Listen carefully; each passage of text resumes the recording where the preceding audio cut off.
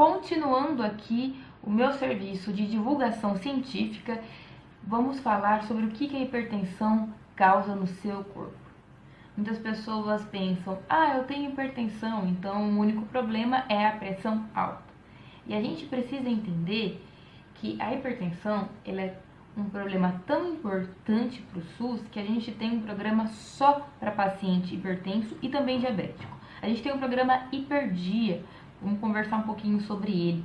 E por que a gente precisa fazer esse papel de informação, que as pessoas precisam aderir ao tratamento. Porque às vezes é tão comum o nome hipertensão que as pessoas começam a sentir menos medo e não tomar conta certinho da sua saúde. Se tratado, a vida se prolonga normal. Se tratado, a gente consegue manter a pressão arterial de uma maneira tranquila, que não vai te fazer mal. Mas a pressão arterial precisa estar sempre ali, nos trinques. Sabe por quê? Vamos começar, por exemplo, por nosso cérebro. A hipertensão é uma das maiores causas, aliás, o maior fator de risco para o AVC, tá? E a gente tem um vídeo sobre o AVC aqui, depois vocês assistam sobre isso.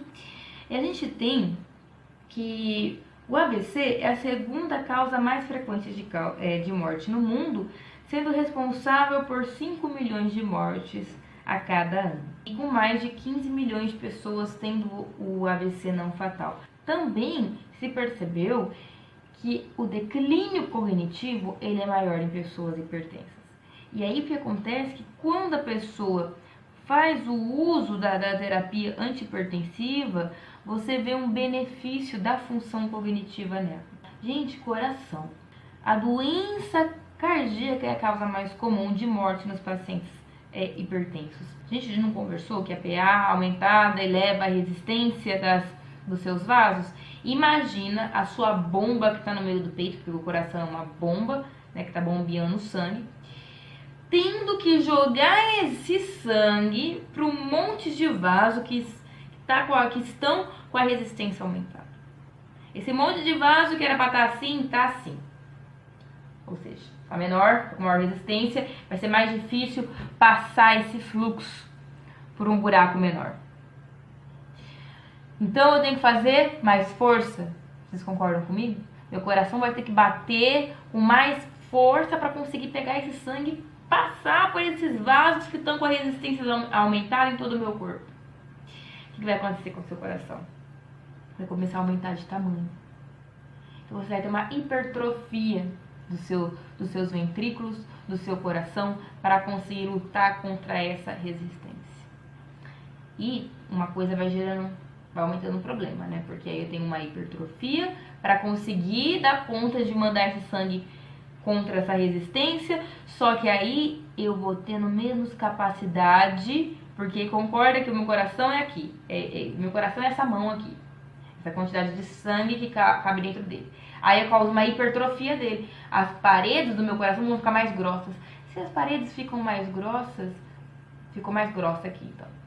Diminuiu o tamanho dele para conseguir guardar o sangue aqui. Ou seja, na minha diástole, ou seja, no meu enchimento do coração, vai caber menos sangue. E aí eu vou tendo problema nos outros lugares, porque meu sangue não está sendo escorrido da maneira certa. O que acontece? A pessoa pode ficar com edema, né? Com dor no fígado. Por quê? Porque meu sangue não está indo pro meu ventrículo direito, meu sangue não está indo pro coração, porque não tem espaço lá, porque meu coração está hipertrofiado. Por que está hipertrofiado? Porque ele está batendo contra uma resistência. Então o problema vai gerando outros. É lógico que isso não acontece do dia para noite. Não acontece. Tá certo? Se a pessoa começa a terapia também, você começa a ver benefícios já nessa hipertrofia dos ventrículos, do ventrículo esquerdo.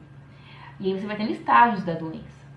Por isso que tem que acompanhar e fazer o tratamento. Então, diante de tudo isso, nós temos o programa, por exemplo, Hiperdia, que é o sistema de cadastramento e acompanhamento de hipertensos e diabéticos.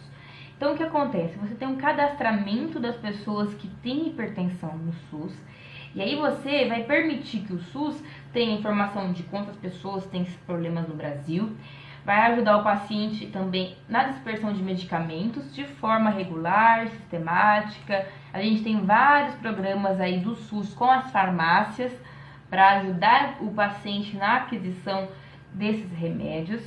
Ou seja, é um programa muito interessante que mostra a preocupação que o sistema de saúde tem quando a gente pensa nessas doenças, porque são doenças que, se tiver um acompanhamento, que se a pessoa cuidar, tomar os remédios, não vai gerar uma cascata de eventos e de comorbidades, ou seja, de doenças relacionadas.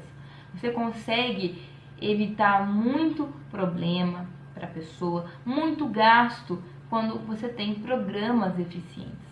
E é por isso, gente, que a gente não pode sucatear o SUS. Nunca existiu um governo que sucateou tanto o SUS de uma maneira tão sem motivo. Está sucateando os hospitais universitários com a desculpa de barbúrdia. Eu coloquei aqui na minha comunidade um dado muito interessante, por exemplo, do hospital aqui da UFMS, tudo o que ele faz para a população, os atendimentos. Ninguém faz barbúrdia aqui. A população precisa desses hospitais, a gente não pode sucatear o SUS. O SUS tem um papel muito importante no Brasil e as pessoas precisam do SUS. Cortar dinheiro para o hospital, cortar verba para o hospital, é você matar a população. A gente não pode fazer isso. Eu parei de fazer um trabalho de divulgação científica para fazer um trabalho de resistência científica. Eu acho que esse nome é muito melhor para esse momento atual, porque é um absurdo. Eu vou postar também, além dessas questões que eu mostrei dos números que são feitos aqui no hospital, a quantidade de corte que está tendo para os hospitais, não só para o daqui, mas para todo o Brasil. Isso é um crime, porque isso é matar as pessoas. Não, pelo amor de Deus, você está administrando uma casa, você vai tirar a comida da boca das crianças para pagar a TV?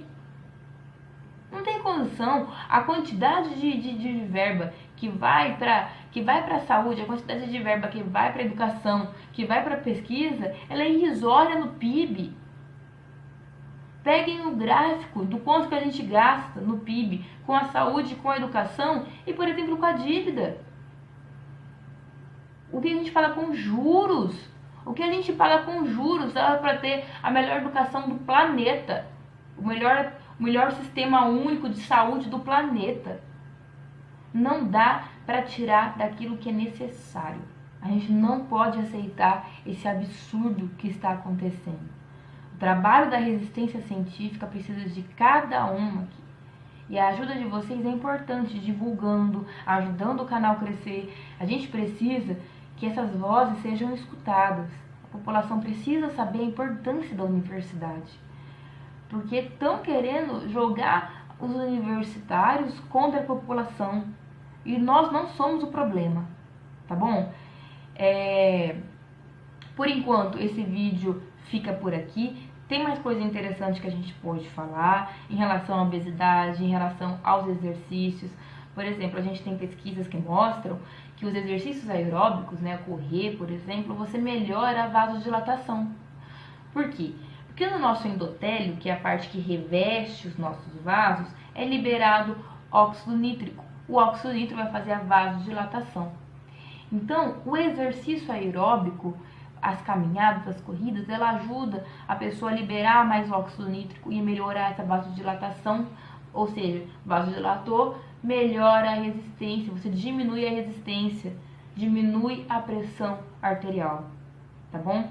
É interessante isso porque ainda não se sabe. Será que primeiro a pessoa tem uma disfunção no endotélio dela, no vaso dela, ou seja, eu tenho uma disfunção no endotélio, não consigo liberar óxido nítrico, tenho uma disfunção na minha troca de íons, minha troca de sal. Lembra que o que acontece é que a gente vai ter uma absorção maior de sal, de sódio, absorvi mais sódio, o sódio entrou para a célula, não entrou de graça, ele trocou com o H+. Então, entrou o sódio, o sal na minha célula, certo? E aí eu vou trocar ele por quê? Por cálcio. O cálcio tá lá fora. Aí eu vou trocar. Então vem cálcio, sai sódio. Esse cálcio ajuda no meu tônus também a aumentar essa resistência vascular. Então, será que os hipertensos também originalmente têm esse problema nos vasos dele? Ou será que a hipertensão que gera esses problemas? De qualquer maneira, tem essa relação também dos meus vasos, esse outro mecanismo. E aí, o que acontece é que o exercício, uma das coisas que o exercício faz para te ajudar, né, é ajudar nessa vasodilatação, diminuindo a pressão arterial. Então, o médico não fala para você ter uma vida saudável, o médico não fala para você, faz atividade física, né, come bem à toa.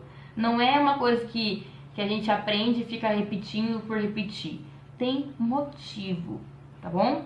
Então, escuta quando o seu médico fala, porque ele não tá falando à toa. Se a gente for começar a explicar tudo que a gente fala, cada coisinha que a gente fala, o porquê que a gente tá falando, vocês vão ficar meio doido, assim, porque é muita coisa, tem motivo. É importante falar e tudo mais, e é isso que eu tô fazendo aqui. Pode ser um pouquinho chato, vocês podem às vezes ficar com dúvida. Se for com dúvida, pergunta. Mas é legal que vocês entendam isso, para a gente saber que a gente não tá falando coisa à toa, tá bom? Muito obrigada então e até mais.